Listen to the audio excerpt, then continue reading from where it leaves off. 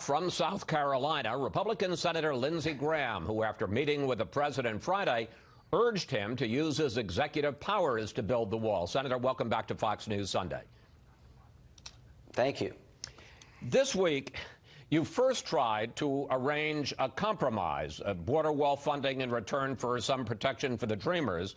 The White House said no. Right. Now, you are telling the president, urging the president to use his executive powers to fund the wall, and the president on Friday said not so fast. Question, what is the president's strategy? Well, I just talked to him about 30 minutes ago. He says, let's make a deal. They did not turn down Wall for the Bridge Act. That's not that storyline.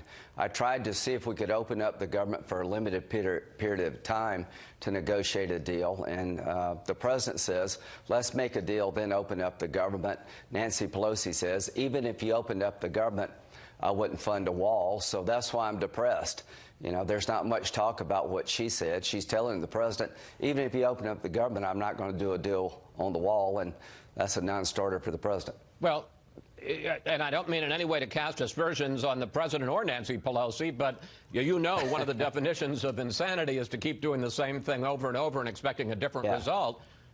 What's going to go on? Right. The president says make a deal. The Democrats say not on, not funding for the wall. Not saying it's right or wrong, but what happens? Well, I think it just plays out. What bothers me so much is that your next guest, Chris Coons, a great guy. We could sit down and make a deal with him, wall plus DACA, wall plus TPS.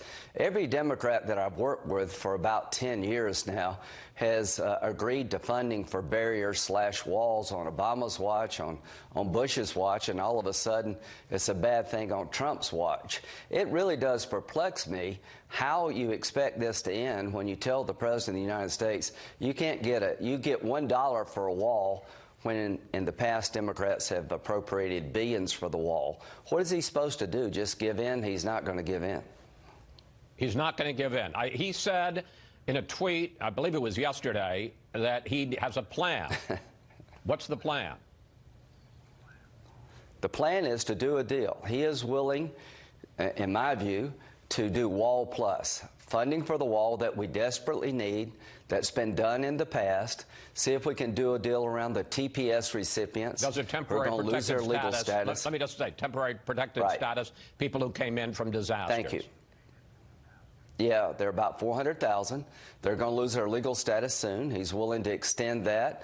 The DACA recipients, they're all tied up in court, but I think he would give them work permits for 3 years, one-time renewable, if he could get wall funding. I don't want to speak for the president. I don't want to lock him in, but I'm confident what I just described with a few other things would be a deal acceptable to the White House and a lot of Democrats, and I'm just so frustrated we can't get in a room and hammer it out. Now, some White House officials, as it's been reported, are now talking about, well, maybe the president will be using his State of the Union speech to make this case. That's 16 days from now. Some White House officials are talking about this extending into February. How much damage does that do if this government shutdown goes on for weeks, even into next month? Less damage than if we don't fix a broken immigration system. You got two bad choices here.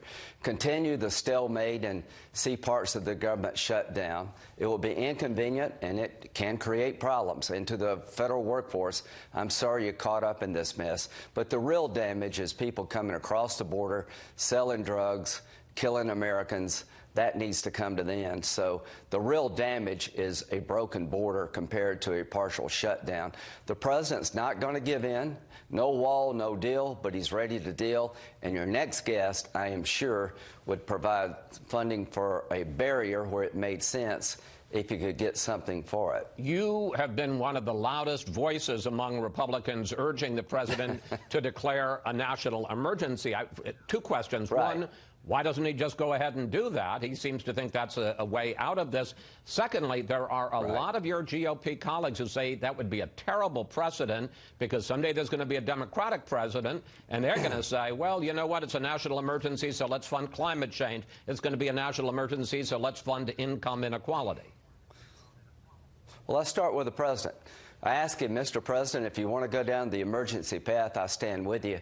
He said just 30 minutes ago, that's my last option. I think the legislative route is the best way to go. Let's make a deal, but I'll do it if I had to. So we have found in the past presidents declared emergencies for different things. I am going to support him. Before he pulls the plug on the legislative option, and I think we're almost there, I would urge him to open up the government for a short period of time, like 3 weeks, before he pulls the plug, see if we can get a deal. If we can at the end of 3 weeks, all bets are off. See if he can do it by himself through the emergency powers. That's my recommendation. But I think the legislative path is just about shut off because Nancy Pelosi, the leader of the House, said, even if you open up the government, I'll give you $1 for the wall. As long as that's the case, we're never going to get a legislative package, no matter what the Senate does. I want to just pursue this emergency option one more time because in 2014, President Obama used his executive powers to try to protect 5 million immigrants. And here's what you said at the time. Right. This is wrong, it's irresponsible, and will do damage to our efforts to fix a broken immigration system. This is a tremendous presidential overreach. So why was that an overreach for President Obama then, but not for President Trump now? Well, what President Obama did, he didn't declare a national emergency about the DACA recipients. He took his power to pardon an individual or a small group and applied it to 1.8 million people. Every president, not every, a lot of presidents have declared emergencies. After 9/11 we did, and they've taken money and powers to deal with a national emergency. I think there is a crisis at the border. I think it fits the definition of a national emergency. It's the last option, not the first option, but we're pretty close to that being the only option. How do you negotiate with the Speaker of the House when she tells you, even if you open up the government, I'm not going to give you but $1 for the wall? So until that changes, there's not much left except the national emergency approach. And to my Republican colleagues, stand behind the president if this is his last option. He ran on this as a centerpiece of his presidency, and it is a crisis. And if you don't see the crisis, you're not looking very hard. Okay, I want to switch subjects on you. The New York Times now reports that after President Trump fired FBI Director James Comey, that the Bureau opened up a counterintelligence investigation into whether or not the President of the United States was working on behalf of the Russians. One, did you know about that? Two, what do you think of, I have to say, it's an astonishing idea, the FBI, the Bureau, investigating whether the President was a Russian agent. Well, number one, that story came from somebody who leaked it with an agenda. So I'd like to know who leaked it because they have an agenda not very friendly to President Trump.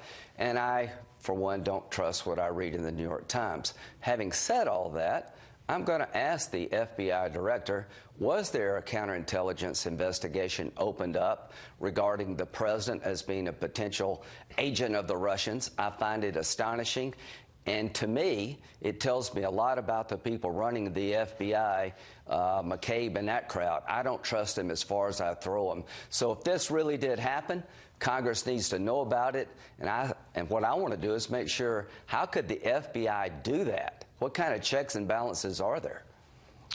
You have a lot of clout in asking the FBI questions because you're the new chair of the Senate Judiciary Committee. Congratulations, Mr. Chairman. Thank you. Your committee is going to begin holding confirmation hearings this week on the president's nomination of William Barr to be the new Attorney General. What do you intend to ask him about the special counsel investigation and whether or not the special counsel is going to be allowed to finish his investigation and issue a full, unedited report to Congress? I'm going to ask him, do you see any reason to fire Mr. Mueller based on what you know now for cause? Do you trust Mr. Mueller to be fair to the president and the country? Will you make sure he can finish his job? If you get the report, will you be as transparent as possible? I've asked him those questions, and I'm very comfortable with his answers. I think he'd be a great Attorney General. Great job by the president to pick Mr. Barr. I see no evidence of collusion between the Trump campaign and the Russians, but that'll be up to Mr. Mueller to make his report to Attorney General Barr, and he soon will, I hope.